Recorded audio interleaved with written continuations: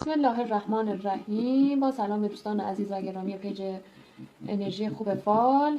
بازم خدمتتون رسیدم. مرسی که همراهمون هستید و دوباره یک فال موکل دار داریم برای خانومی از تهران. بریم ببینیم که چه خبره. بریم ببینیم چه خبره. انشالله که خبرهای خوبی موکلین براشون داشته باشن. لا حول ولا قوة الا بالله العلی العظیم. اللهم صل علی محمد و آل محمد. انشالله که فال خوبی براشون باشه، هر نیتی توی دلشون هست انشالله که براشون بله افتاده باشه و خبرهای خوبی در راه باشه. مثلا بریم ببینیم که انشالله در فال این مشتری عزیزمون چه خبره.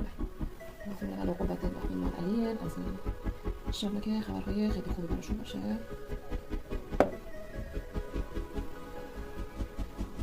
خب دوستان، ما بریم سراغ تفسیر فال خانم عزیزمون از تهران. شما اینجا رو نگاه کنید، خیلی واضح برای شما قلب رو داره نشون میده و تماس از رابطه قلبی از کسی که خیلی عاشقشه، عاشق این خانومه و یه تماس ازش هستش. دیگه قلب از این قشنگتر هم مگه داریم؟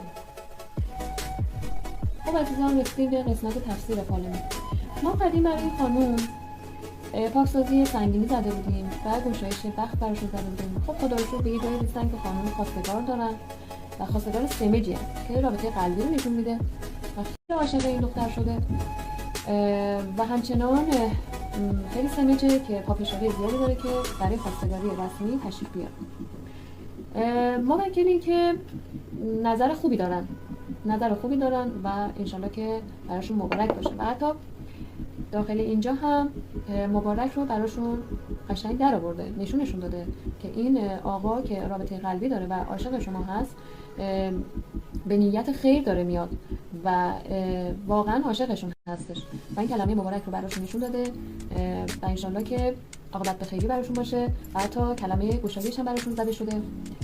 طی چندین مرحله که من براشون کار انجام دادم، شمترابی و دعاهای علوم غریبه، دعای بخت گشایش بخت ببخشید و کارهای دیگه که من براشون انجام میدم. روزی خوبی دارن، چارچوب زندگیشون سبکه، سنگینی ندارن، هیچ مشکلی ندارن و این خانم به امید خدا به سلامتی همین زودی‌ها به خونه بختش میره و هیچ مشکلی ندارن.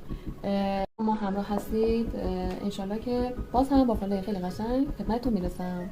خداحافظ.